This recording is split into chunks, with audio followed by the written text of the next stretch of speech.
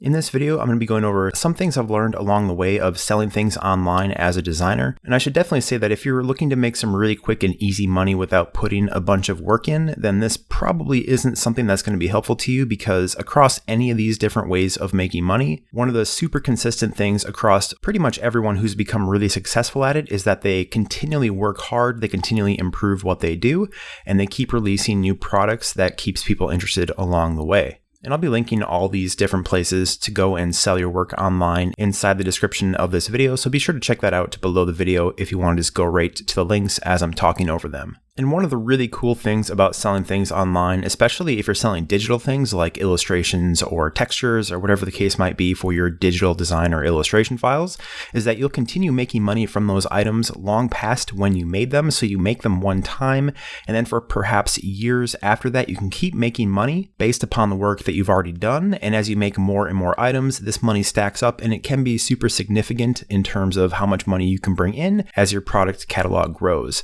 So the first one up here is Creative Market, and I should preface this with saying that I actually work at Creative Market, so I will have a biased opinion by nature of me working there, but I honestly wouldn't be bringing this up if I didn't think it was one of the best places online to sell digital design goods. And the cool thing about Creative Market is that it's totally curated, meaning that every single item that is submitted here is looked at by the staff, and every single shop that is let onto the platform itself is also reviewed by the staff. So really it's a collection of some of the best and most talented people online as far as designers and illustrators and photographers go. So I'll go down here just a little bit so we can check out some of the popular products, and I'll pick one of the products by one of the most talented people on this particular market.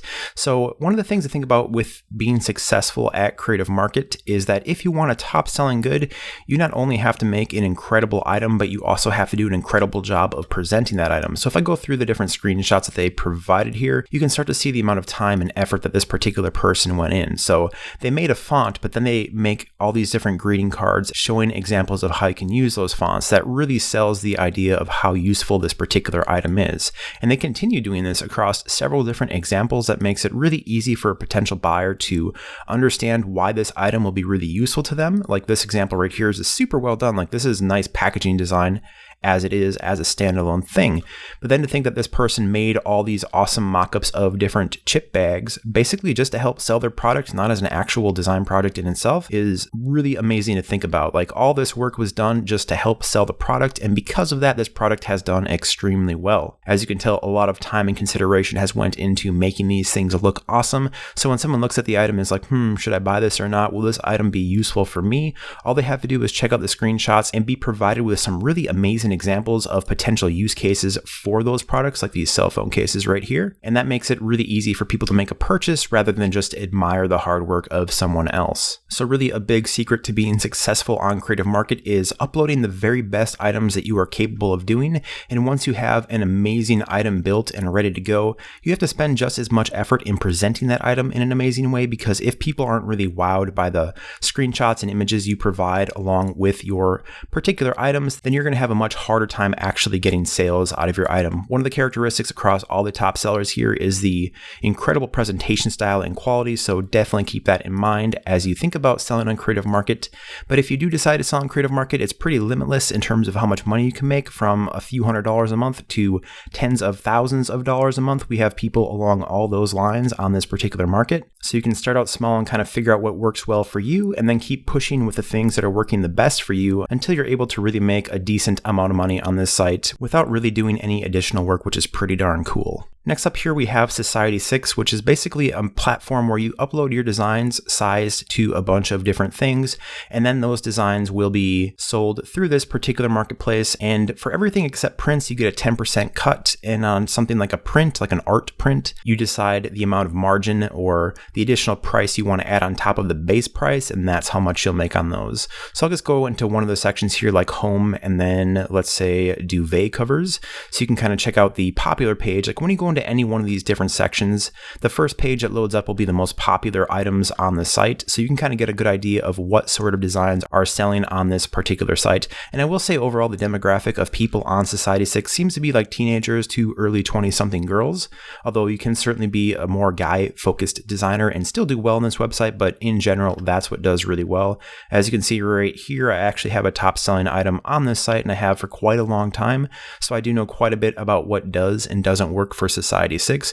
So as I said before, think about the demographic of shoppers or buyers that are on this particular site and create items that really do a good job of focusing on them. Like in general, it's really important to know who your buyer is and to try to create designs that not only focus on those particular buyers, but also work really well across a lot of different item types. Like if I click on this cell phone case right here, that's selling really well.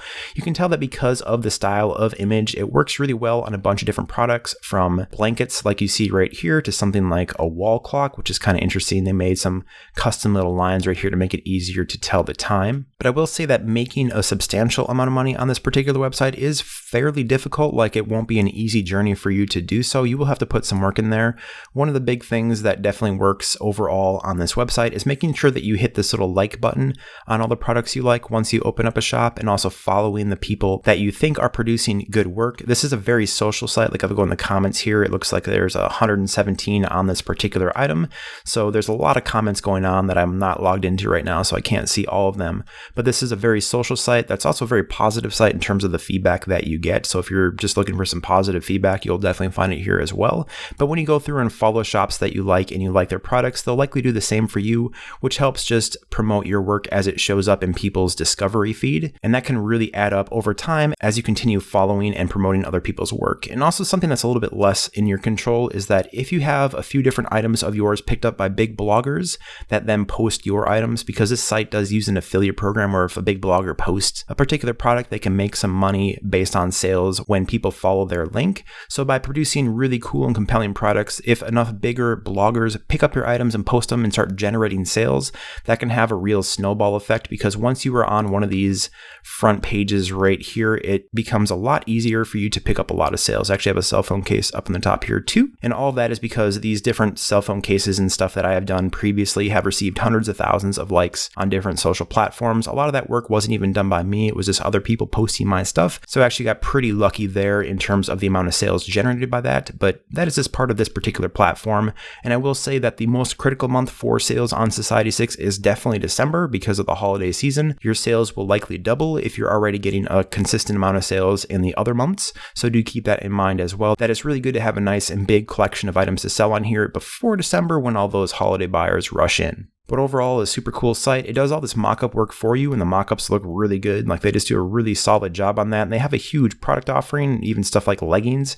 So it's kind of cool to see everything that they offer and then see your products on those items, which can also be a bit of an educational thing in terms of how your items look on different types of things. And it can make for some cool portfolio pieces, especially if you're a newer designer. Next up here is Redbubble. It's basically a lot like Society 6, just a different platform. And for that reason, I'm not going to spend a lot of time on it, but I am going to mention it because I've heard a lot of people say they have found more success on Redbubble than Society 6. So this is another option for you in case you're looking for some more options, because I've definitely heard some good things about it from other people, although I don't personally sell on here because I don't want to spread out my items to like a million different places. It's just too much work to keep on top of, but certainly an option here if you prefer this particular site. And I will say that for t-shirts in particular, Redbubble is definitely better than Society 6, where Society 6 doesn't tend to get a lot of t-shirt buyers in comparison to Redbubble, which really started out as a t-shirt selling website. Next up here, we have DBH. Once again, I'm not going to spend a lot of time here because I don't have a lot of experience selling here, but for t-shirts in particular, this is one of the best sites out there as far as what other people have told me in terms of the sales that they generate. If I go to the upper right here and click open a store, it'll bring you to a page where you can then apply to open a shop, and you'll see your profit based on the type of items you sell. So basically $3 for t-shirts. Art prints will cost more and more as the size increases. Phone cases, $3.50 and $4, which isn't all that bad. I don't know if I said it for Society 6, but you make 10% of the sale price on pretty much any item there. So this is right in line with the amount of money that you would make on Society 6. But that's pretty much it for DBH. Just another option out there, particularly if you are a t-shirt designer, this will be one to look out for. Next up here, we have Cotton Bureau, which is kind of a cool website because it's basically a crowdsourced website where you can post up a t-shirt design for a sale, and if 12 people buy it, it then will sell through and you'll make a cut of those sales. And they're pretty picky about what gets in to be sold. So in general, the items that are up for sale here or up for offer here tend to be pretty awesome, and they are generally thoughtful, very designer designer focused types of items. So just scrolling down the list here, you can tell the level of quality is very evident. Overall, there's some really good stuff going on. And then if I click on this one right here, for example, this one seems to be selling really well at 41 sales. This person will basically make a percentage of each sale of every t-shirt sold until the amount of time runs out on the particular run of that t-shirt. And then this place will basically print them to order so that they'll print exactly how many shirts were ordered. And if you ever want to sell the shirt again, you'll basically have to run through this process where you try to get 12 buyers and they do it all over again. And also another thing to note here is that I'm pretty sure that this place screen prints their t-shirts as opposed to digital prints, where I believe DBH, Redbubble, and Society6 all use digital printing on t-shirts, where screen printing is generally considered the better way of doing it. Although digital printing on t-shirts or direct to shirt printing, which is basically like an inkjet printer printing right over on top of a t-shirt, the quality of that has certainly increased over time, and I've heard people compare it to the quality of screen printing now. But personally, I think screen printing is still the better method. I think it will probably hold up better. And there's just something really cool about knowing that your t-shirt was basically printed by hand using the same methods that super huge production t-shirt companies use. So next up here we have Etsy, which if you're trying to sell prints or illustrations or even some digital design resources, this is a really good platform to consider. One thing I will say though is that this is a heavily female-driven marketplace, so the vast majority of the buyers on this website will be girls as opposed to guys. So try to create items that will cater to what is popular on this particular site, because if you're marketing the wrong kind of stuff on Etsy, I really have a hard time thinking that you'll find a lot of success here. But also go to like clothing and accessories and something like, is there t-shirts here somewhere? Actually, I should go in clothing, not accessories. And then I'll go into something like women's tops and tees right here, just so we can kind of get a good idea of the different type of stuff that is sold here. So a pretty wide variety of quality of stuff here going on. But the cool thing about Etsy is that their cut in terms of what they take from you is pretty small. The downside is that you will have to produce your own goods to sell on here, and then you can list them up and then they will hopefully be sold by the marketplace. But that is certainly a higher barrier of entry than something like Society6 or DBH or Redbubble. Any of those where they do all the production work, they handle basically all the orders, all that stuff, where here you will have to actually fulfill your order.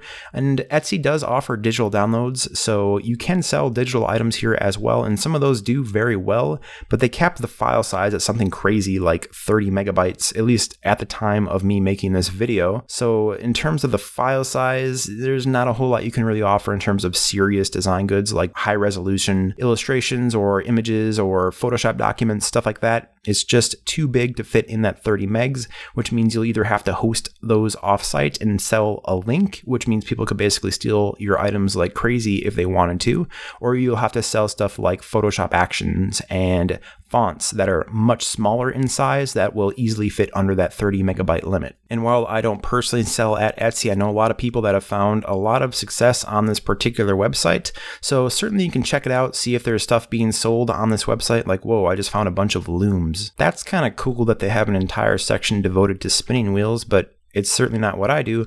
But as you can tell right here, there is a wide variety of stuff on Etsy, so feel free to check it out if you think it might be up your alley. And if you're doing designs, illustrations, fonts, that kind of stuff that are really focused on a female demographic, then this one is one that you will not want to miss out on selling on. Next up, we have Gumroad, which is basically a service for websites for you to sell items on those websites.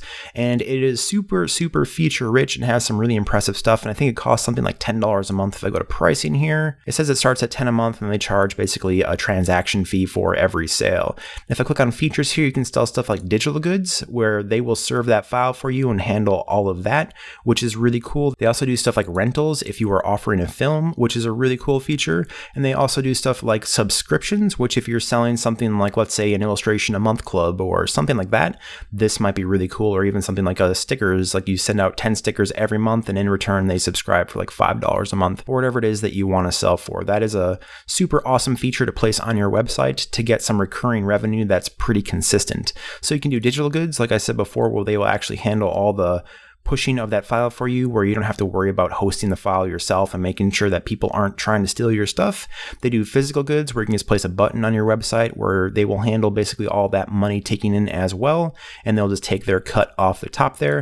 And then, like I said before, subscriptions and pre-orders. So what makes Gumroad really cool is if you have a website where you want to sell stuff, but you don't want to pay a really high fee for, let's say, a Shopify or a Squarespace, while maintaining all those cool features that those websites have, and in some cases even more, then this is a really good option for you. So like, let's say you want to use a free website or do a WordPress-based website, then I would highly recommend checking out Gumroad for the features it has. The only downside is unlike pretty much every other example I've shown this far, there is no built-in community when it comes to Gumroad. It is totally up to you to sell the products. So unlike something like Society6 or Creative Market, where they will really push your products ideally and hopefully help you get some sales, this one is basically all on you to get that success, but in return you get to keep a lot of the money. You're just paying a relatively small fee of $10 a month to make sure you are able to actually collect that money and distribute those goods if you are selling digital items. And if it's a physical item, they will let you take in those credit cards or PayPal payments, and then it's up to you to ship them out. But certainly cool if you're trying to sell some items online for a relatively cheap price and you want to use a cheaper style of website that doesn't have a huge subscription fee like Shopify or Squarespace, then I do highly recommend that you check this one out. And last up here, we have Shopify. I'm going to go over this pretty quick, and there's a lot of sites like this out there. There's Shopify, there's Squarespace, there's BigCommerce. The reason I'm showing Shopify is that I think it's pretty much one of the most feature complete. And the reason I'm not mentioning Squarespace too much is that they don't let you take in PayPal payments. And I think it's really time that they step up and allow people to take PayPal payments through their actual system. I think it's totally crazy that they don't do that, but they've never implemented it, and I've complained several times about it.